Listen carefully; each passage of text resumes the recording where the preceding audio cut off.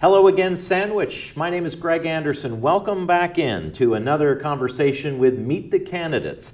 We're going to take the next half hour or so and talk about the selectman's race, one particular gentleman who is running for selectman in Sandwich. As we have said in all of these discussions, we have extended an invitation to all those that are running for office for them to come on in and have a little one-on-one with me and talk a little bit about their interests in becoming a selectman, school committee, whatever the position is. And we've been pleased with the response there. On Wednesday, April 5th, the Sandwich Community Television and the Enterprise, the Sandwich Enterprise, will host the Sandwich Community Forum. That will be a town hall up on the second floor, and we hope that you attend that. That will be a debate.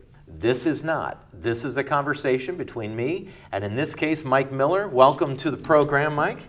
Greg, glad to be here. Yeah, it's good to meet you. You are running for one of the two vacant seats. Correct. For selectmen. Tell us, now, by the way, I'm just going to say, you were on the Sandwich, born and raised in Sandwich. Born and raised. 36 years on the police force. Correct. 11 of them as the police chief. 10, I'm sorry. So you pretty much know everything and everyone. But tell me a little bit about things in your background, particularly as it relates to your interest in running for selectman. Well, like you said, I was born and raised in Sandwich. I say that, but I was actually born at Toby Hospital in Wareham, okay. The gateway to Cape Cod. That's right. My mother's obstetrician was anchored there, so I was born there. Attended the Sandwich schools, went through the Sandwich schools. Always wanted to be a police officer. I attained my what I always wanted to do. Yeah. Went off to college. I played sports. I went off to college to Niagara University as a political science major. Played soccer there for 4 years, and then came back. And during the spring of my junior year, there was an opening in Sandwich for a police officer in 1973. Back then, there wasn't a big jump to be a police officer. Yeah. And I talked to Bob Wordy, who was the chief then, and interviewed and called me and said I had the job, and I graduated from college on, I think it was May 20th of 74, and got my boots in Niagara Falls, New York on the way home, and came to the police department within a day of getting back, had a uniform, wow, and started work. Yeah. You retired, and you were ready to retire. Yep, I was. Now I'm looking at you running for a seat on the selectmen, which is a very time-consuming business. Yes, it is. What brings you to want to become a next selectman? Well, I've had the opportunity in 36 years to be a part of a lot of the government as a department head, of course. Fighting the battles. I think we mentioned earlier that from 2000 to 2010 is when I was chief, and if you recall or go back and look at some of the headlines in the papers, it was not a good time financially. We struggled, and a lot of decisions had to be made to supply services with less money. So as time went on, and I got to the point of retirement, I said, well, after 36 years, I've had it with town meetings, with fighting for money, for all the other issues that went on.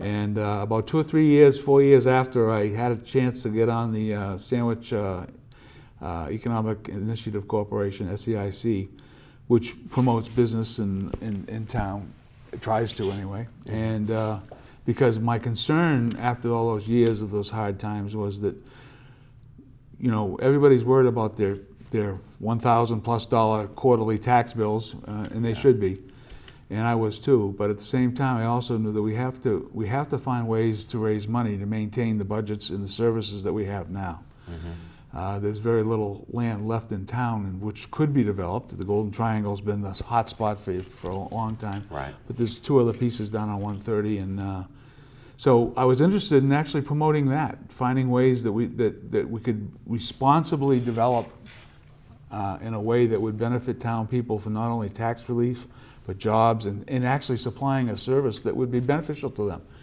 So I got on the board, and was enlightened by especially by a number of the members on the board. Dick Johnson was very well known in wastewater and stuff too, and I realized that we have to take some steps soon if we want to get some leverage to get some businesses in here, because the major issue was wastewater. Yeah. You probably are aware that there was a lawsuit filed a number of years ago, and the federal government got involved, and they came down with a settlement that said we have to deal with wastewater, Yeah. Cape Cod, Yeah. Sandwich in particular. It also sets a lot of conditions and requirements, and I'm not going to get into the weeds, but the bottom line was we have to take action soon. So there was a wastewater study was done by Sandwich with some funds they had from the Textron settlement out on the base, and so recently that report is coming out. But bottom line is, businesses that were interested in looking into Sandwich are very concerned about that cost. Sure. I think Tommy Sokolov, when he was in that development, was worried about it because that cost could be additional millions of dollars. Yeah. And not knowing what the town is going to do. Right. If the town is, or what the process was going to be, whether they're going to have to build their own on-site systems or whether the town's going to come in and do some type of a project. So all that's up in the air. So it was Yeah. important to get going. Yeah. And we are trying to anyway. And some huge decisions are coming. I mean, mega $1 million decisions Yeah. that this town's going to have to face. So I said, well, that was one issue. Then I also was placed on the Capital Improvement Committee this year. And in that process, which I was a part of on the other end as chief, applying for capital monies Sure.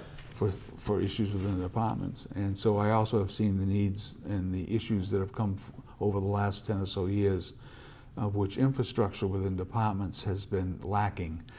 Monies have been spent legitimately for other more serious reasons, but Yeah. in so doing, they've delayed actually infrastructure repairs and so forth. So that's.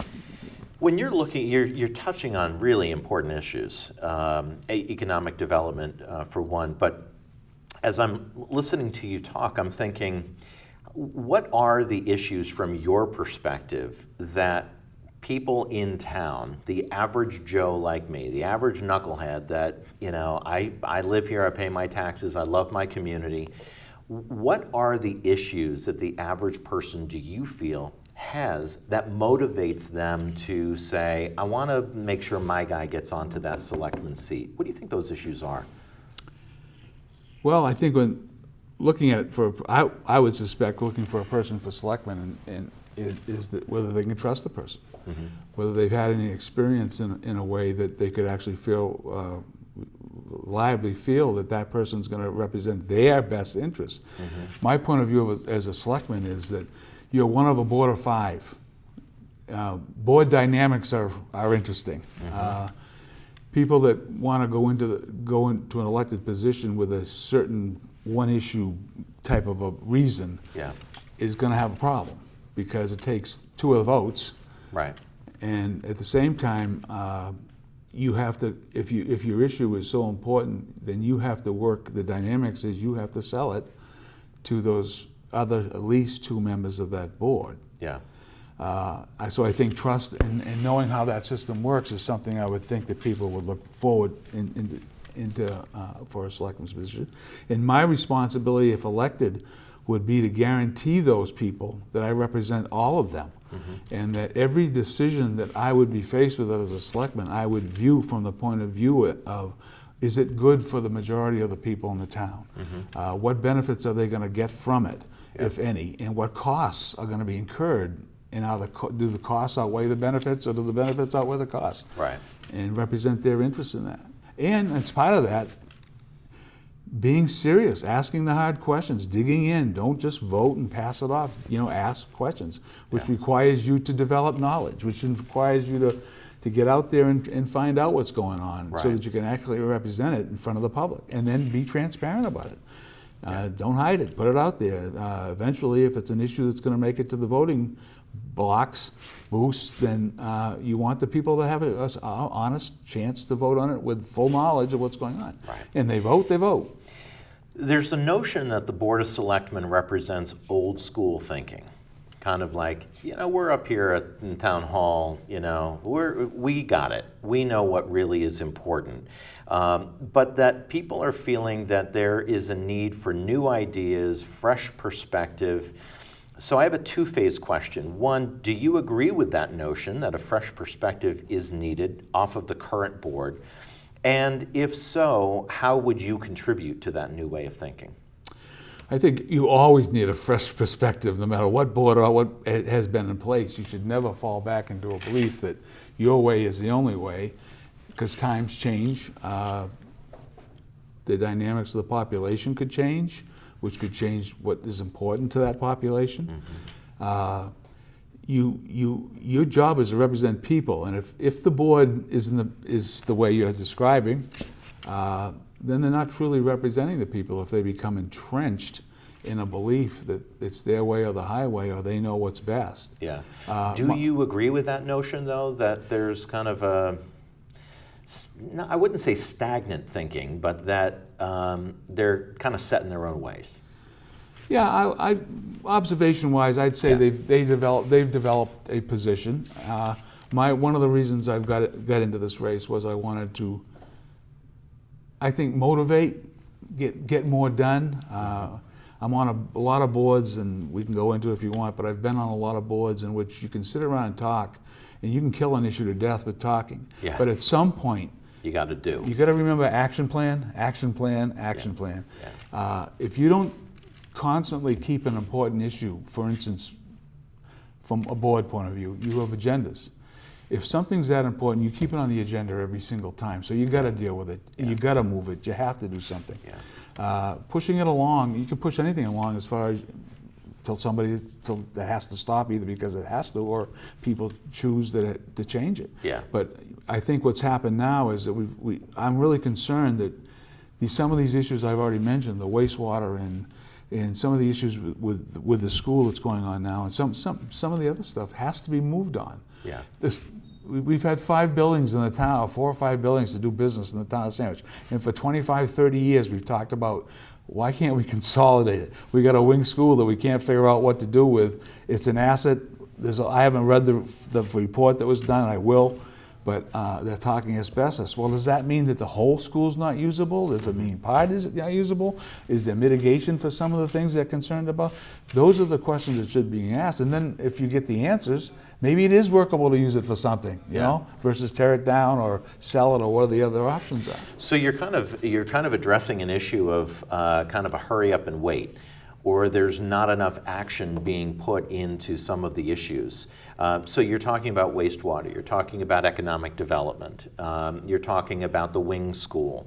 The 3 of those, at least the 2 of those, all 3 of them really can impact revenue to the town. Absolutely. What else? What other issues are kind of putting that burr under your saddle? I've been involved with the school.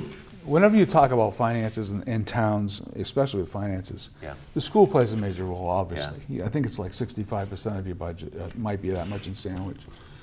I was involved with the schools, and I guess in a disclaimer type way, I should explain that when I came on the police department in '74, there were serious drug and alcohol issues in town, serious. I was away for 4 years of college, but I came back and I got on the police department, and the superintendent then was Dr. D'Antuono, and Bob Wordy got together and said, we got to do something about this. And they came up with this plan, this unbelievable early thought process where they came up with a school resource officer plan, where a police officer would be assigned to the school all through the school year.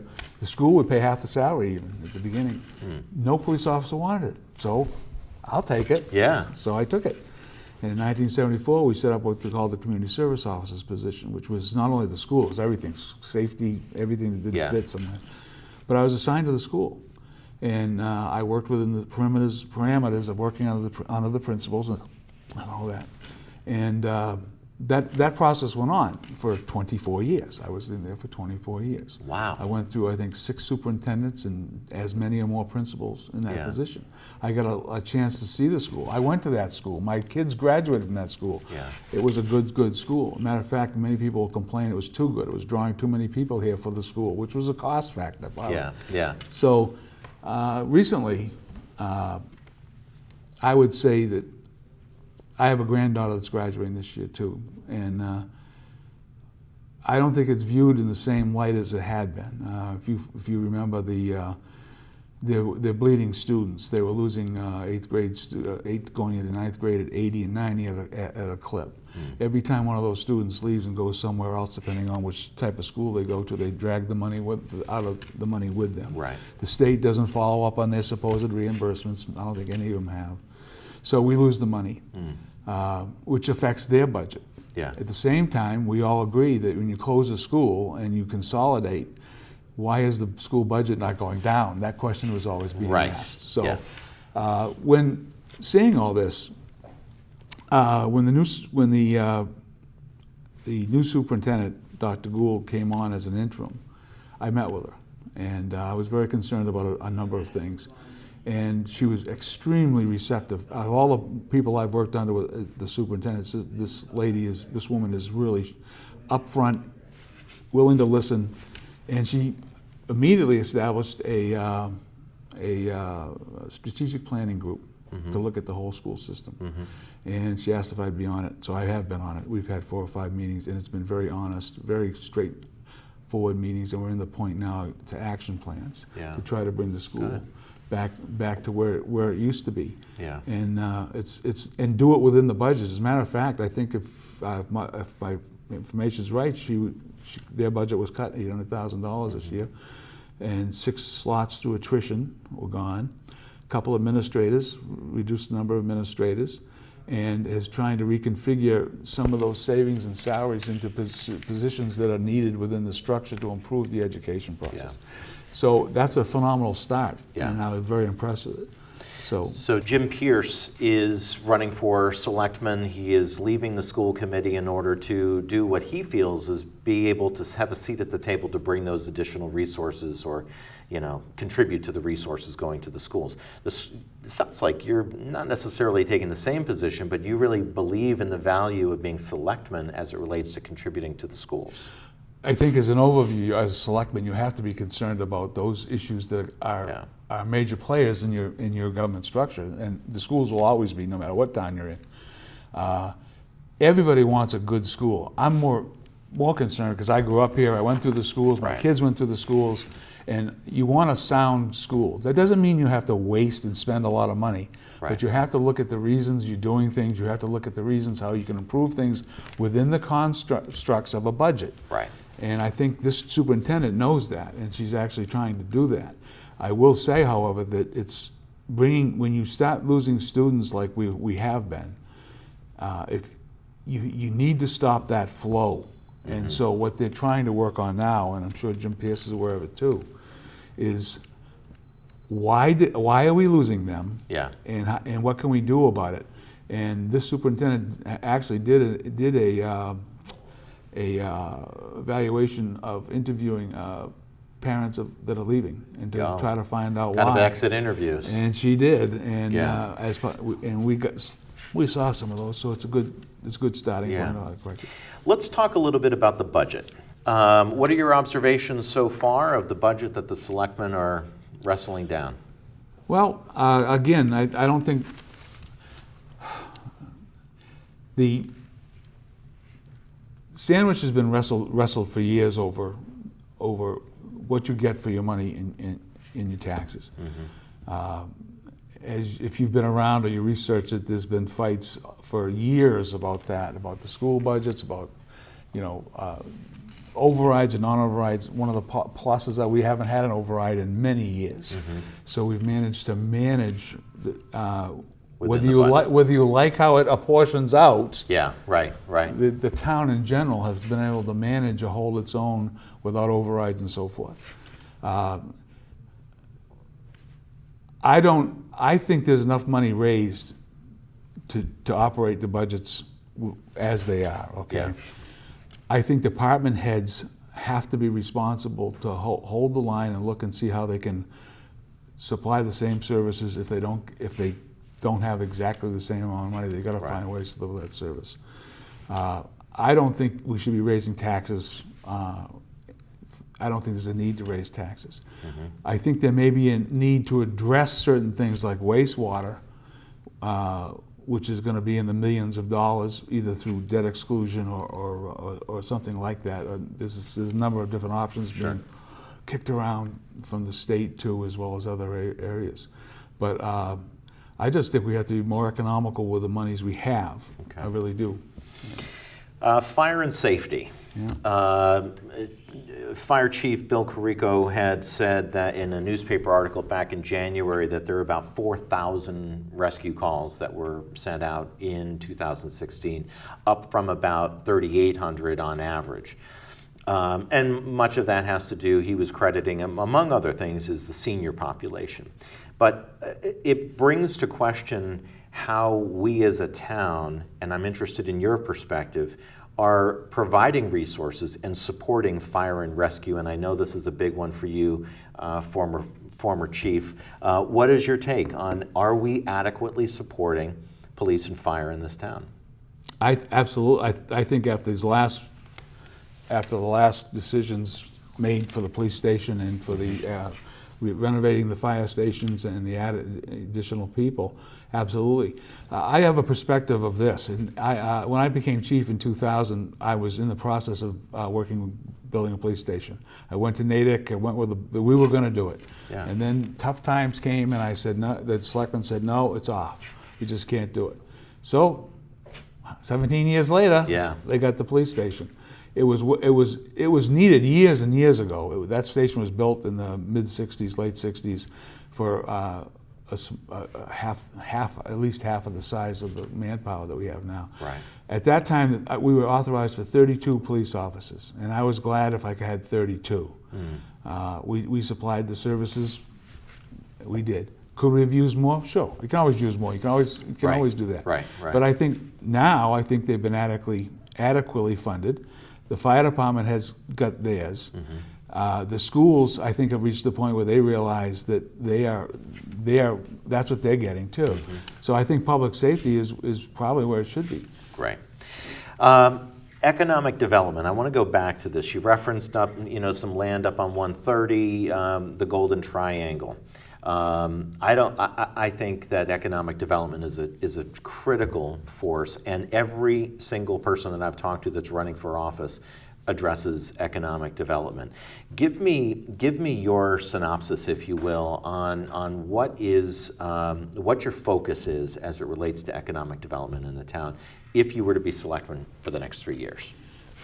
As I've already said, I don't see any other way of keeping things under control tax-wise and so forth in the future. You have your increases, you know that, with wages and so forth. It's going to happen. You can't do it on residential income. I mean, people are not going to pay the taxes. Are going to fight that. It has to be economic development. Now, the good news is the power plant, they're talking about the third unit. I think they've started their permitting process. I think Bud Dunham has anticipated that in a number of years there'll be some additional income coming from that. The Golden Triangle has been a thorn, as we know, trying to get some worth out of that. I think as a selectman, I'd take the position is we've got to do something there. And it should be a responsible development that has some value to the people and that can create jobs and so forth. There's also the properties down on 130 that are available or waiting too. That the town should play some role in assisting those developments to happen. I don't think the town should sit back and say, we're not going to be involved, you developers, you're just going to have to deal with it. The town has to be a partner in it and have some say in it and have some skin in the game to make it work. So that's a position that you're taking very strongly as it relates to development for economic development. I'm shifting gears. Recreational marijuana. Yep. Everyone's talking about it. Everyone's thinking, oh my God, are we going to have, a pot shop here in Sandwich? What's your take on it? And I'm looking here in my notes, 1974. Yeah. I mean, you were back in the schools when then. I first came out, it's funny, when I first came out, decided to do this, I was at a restaurant, and some younger folk that knew me came up and asked me, "Hey, glad you're running. What's your position on marijuana?" I have a very straightforward position. In 1974, my job in the police department came about because of a serious drug and alcohol problem back in '74 in the town. That's why I was in the schools. I was trained by the federal government, multiple courses, and I did a lot of follow-up readings and so forth. I had hundreds and hundreds of dealings with young folks, and marijuana was a serious, serious problem. There's been a lot of statistics that I can't believe haven't come out in this latest debate that were around in the 70s and 80s when I was doing it. For instance, I just read something from the head psychiatrist, I think at one of the major Boston hospitals, was a Mass General or something, that said that if he had his way as a psychiatrist, he would not allow anybody under 25 years old to smoke marijuana because the frontal lobe of the brain doesn't develop until 24 years old. Mm-hmm. And my experience with marijuana with kids, now I know we're going to talk about adults versus kids, but with kids is it screws them up. It totally screws. Alcohol's bad enough, but marijuana is another whole issue in itself. And I dealt with some serious, serious problems. Yeah. The argument that, oh, we're not going to give it to the kids. Well, I say, have you ever heard of alcohol? Yeah. It's not supposed to go to the kids, but it does get to the kids. Right. And the attitude that we've always dealt with some parents, not all, not by any way the majority, is that they minimize the effect because they're adults.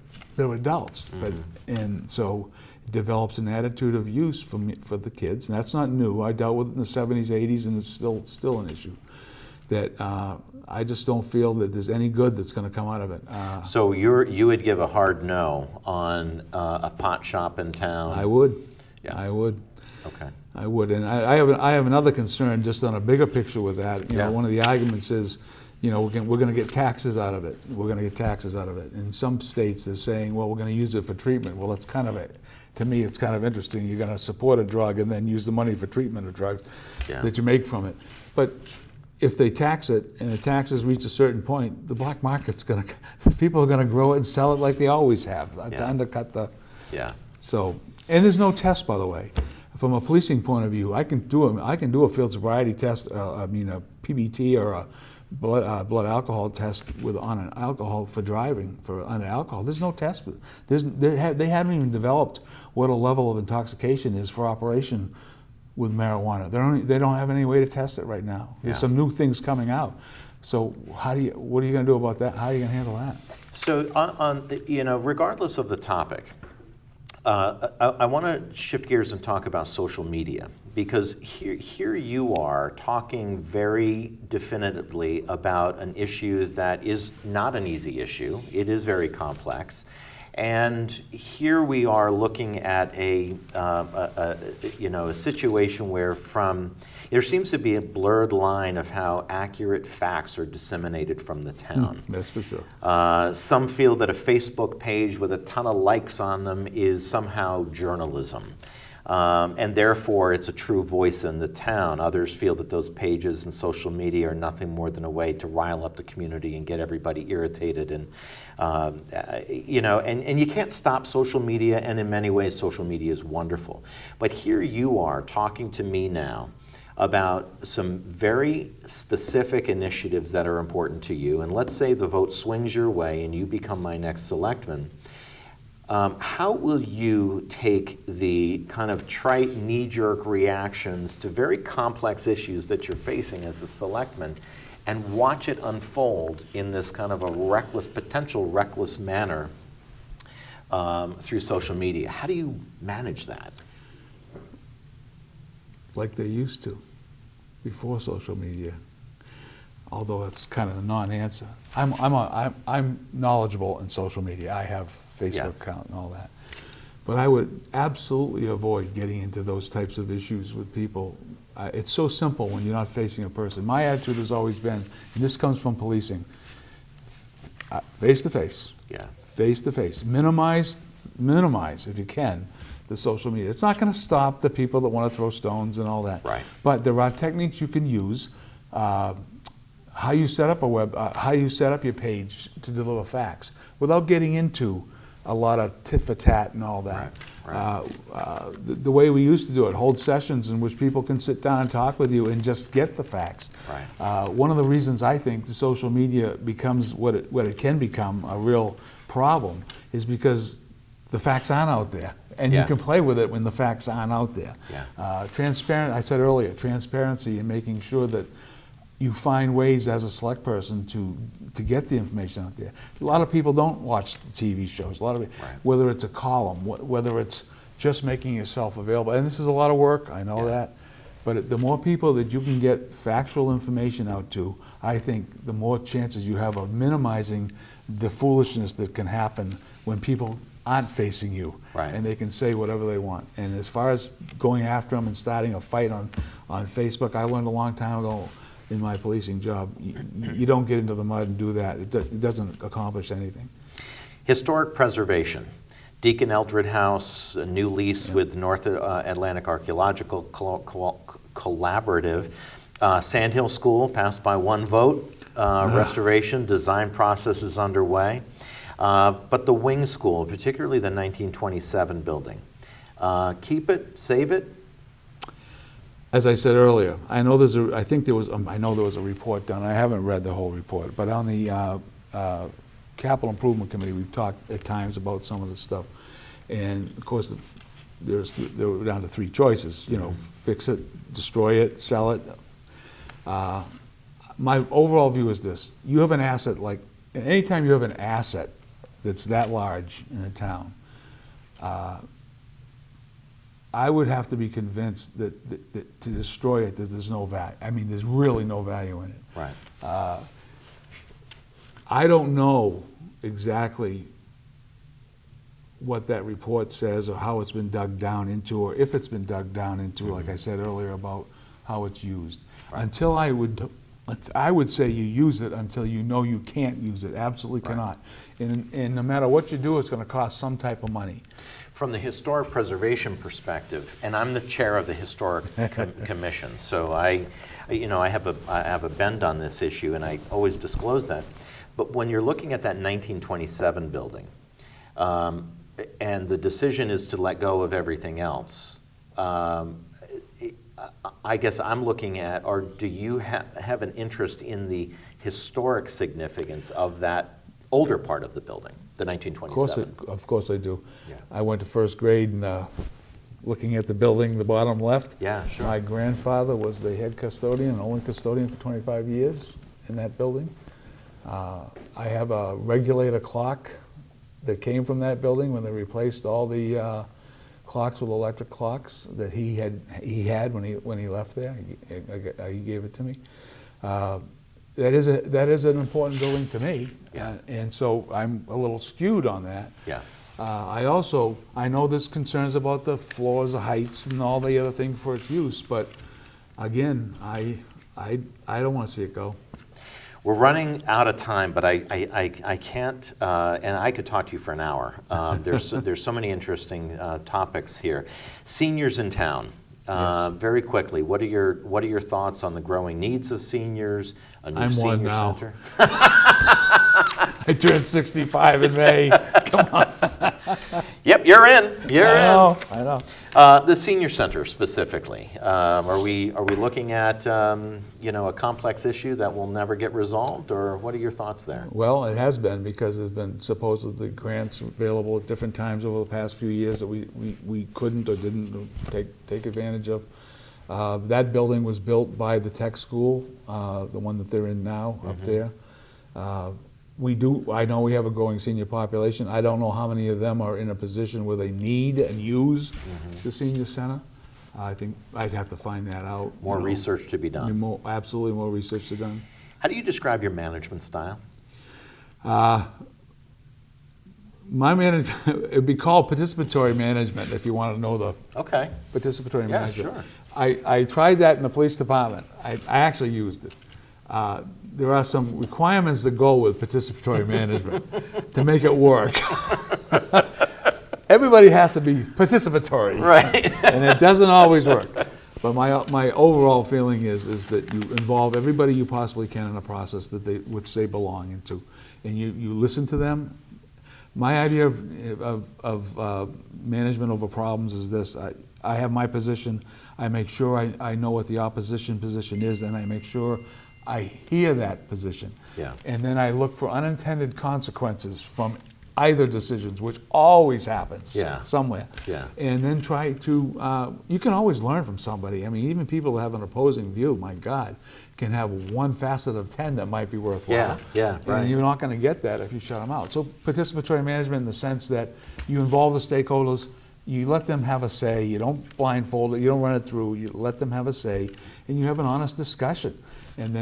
And you let as many people see that as you possibly can. Yeah. Because that takes away some of that social media stuff. And then maybe you can come up with an actual, rational, good choice in the end that people will support. So you're on a roll. I like it. I like your thinking. Tell me, why am I going to vote for Mike Miller? We didn't get into my history much, but I've got a lot of history with boards. I've got a lot. I've dealt with literally thousands of people in this town on my years in the police department because of the job with the kids and stuff. And I think most of them would say that I handled them fairly, honestly, and did the right thing when I could. And I would do that as selectman. I would take I would truly view my responsibility as representing them in every decision that has to be made.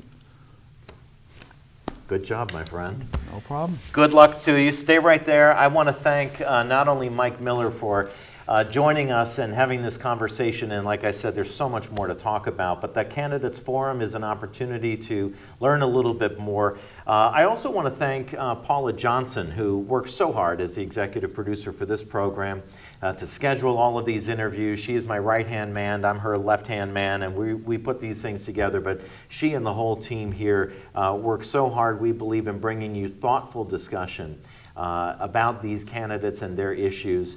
I hope to see you on April 5th at the Candidates Forum, which will be held at Town Hall on April 5th upstairs, and that will be your opportunity to really learn a little bit more about these candidates, and I hope to see you there.